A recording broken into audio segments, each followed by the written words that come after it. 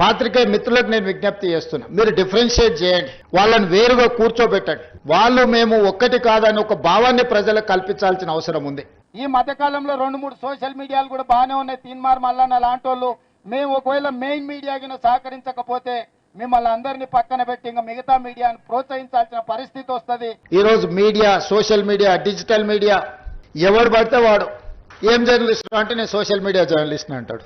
నిజమైన జర్నలిస్టులు మీరు సెమినార్స్ నిర్వహించుకొని జర్నలిస్ట్ అనే పదానికి డెఫినేషన్ ఏందో డిఫైన్ చేయాల్సిన పరిస్థితి ఈరోజు సమాజంలో దాపురించింది.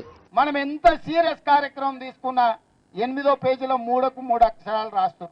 పత్రికా సమావేశాలకు కూడా ఎవరు పడితే వాడు లోపలికి వచ్చేసి మీకంటే ముందల కుర్చీలో కూర్చుంటాడు. మనం ప్రెస్ మీట్ పెట్టినా ఎక్కడ పెట్టినా మొదట ఏ పత్రికలలో రాస్తలేరో వాళ్ళ పేర్లు చదివి వాళ్ళని వెనకాల కూర్చోబెట్టి ఎవరైతే మన గురించి రాస్తారో వాళ్ళని ముందు వరుసలో కూర్చోబెట్టి ఆ విధంగా మనం కార్యాచరణ తీసుకోవాల్సిన అవసరం ఉంది. మన ఇంట్లో టీవీలో రావద్దు, మనం చూపించినప్పుడు మన ఇంట్లో ఎందుకు ఆ ఛానల్.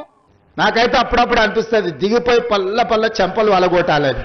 లేకపోతే వాళ్ళు ఎవరైతే ఫ్రంట్ పేజీలో వేయరో, ఎవరైతే హెడ్లైన్స్ లో చూపించారో కాంగ్రెస్ మొత్తం దిగ్గజాలు వచ్చి కూర్చున్నారు.